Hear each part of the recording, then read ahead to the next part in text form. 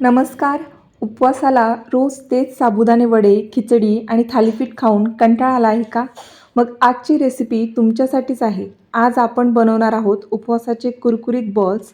बाहेरून एकदम क्रिस्पी, आतून मऊ आणि इतके चविष्ट की एक खाल्ल्यावर दुसरा लगेच घ्यावासा वाटेल. तर व्हिडिओ शेवटपर्यंत नक्की पहा. तर चला, वेळ न घालवता रेसिपीला सुरुवात करूया. तर इथे मी जे क्रिस्पी बॉल्स बनवायचे आहे त्यासाठी 2 चमचे साबुदाणा घेतला आहे, 2 उकडलेले बटाटे घेतले आहे आणि इथे मी अर्धा कप इतके शेंगदाणे घेतले आहे. ते छान भाजून त्याची साल काढली आहे. 4 ते 5 हिरव्या मिरची घेतल्या आहे आणि इथे मी 1 कप इतकी वरई घेतली आहे. आता हा जो मी कप दाखवत आहे त्या कपाने इथे मी वरई मोजून घेतली आहे आणि 2 चमचे इथे साबुदाणा घेतला आहे. आता आपल्याला हे दोन्ही जिन्नस चांगले मंद आचेवरती भाजून घ्यायचे आहे. तर गॅस करूया ऑन आणि आता वरई आपली हलकीशी यामध्ये भाजून घ्यायची आहे. वरई कढईमध्ये घालून घेऊया, सोबतच साबुदाणा घालूया आणि मंद आचेवरती याला हलकंसं भाजून घेऊया. याचा कलर खूप जास्त चेंज करायचा नाही. असं भाजून घेतल्यामुळे मिक्सरला देखील याची जी पावडर असते ती पटकन तयार होते. आता तुम्ही बघू शकता मस्त आपली वरई छान भाजली गेली आहे.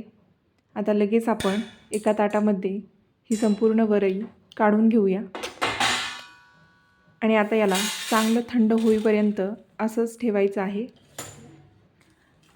वरई ताटामध्ये घातल्यानंतर थोडीशी पसरवून घ्यायची म्हणजे लवकर थंड होते.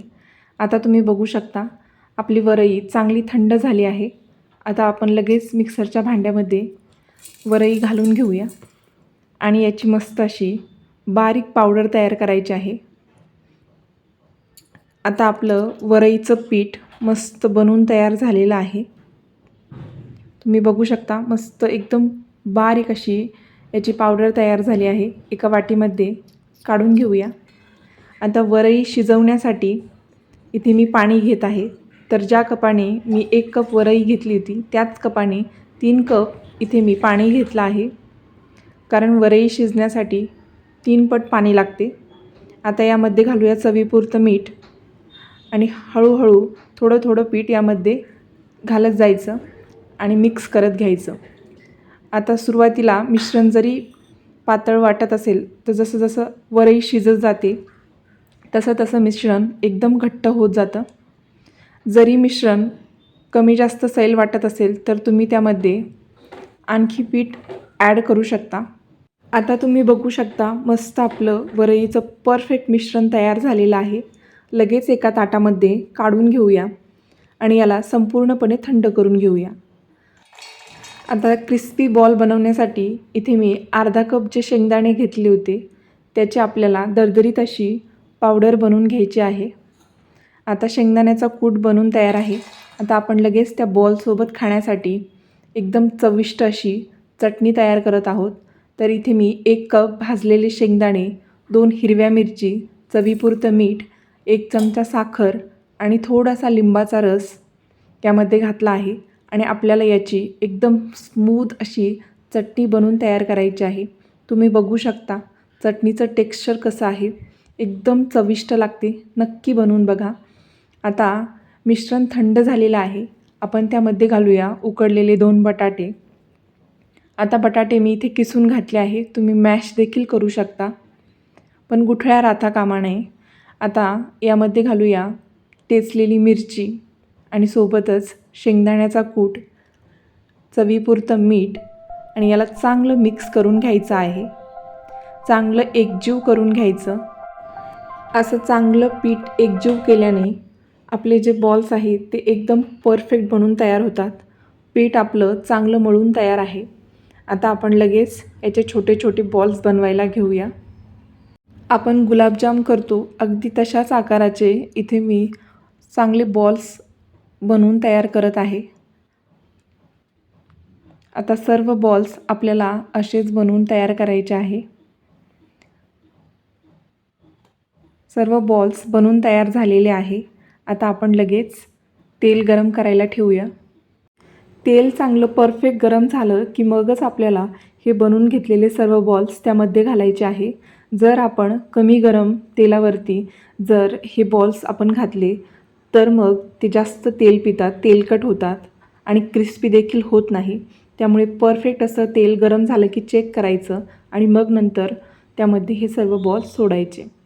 आणि खूप जास्त एकदम घालायचे नाही. जर आपण खूप जास्त घातले तर ते जास्त तेल पितात, त्यांना व्यवस्थित तळायला जागा मिळत नाही. त्यामुळे एकदम जेवढे बसतील तेवढेच बॉल्स यामध्ये घालायचे आहे.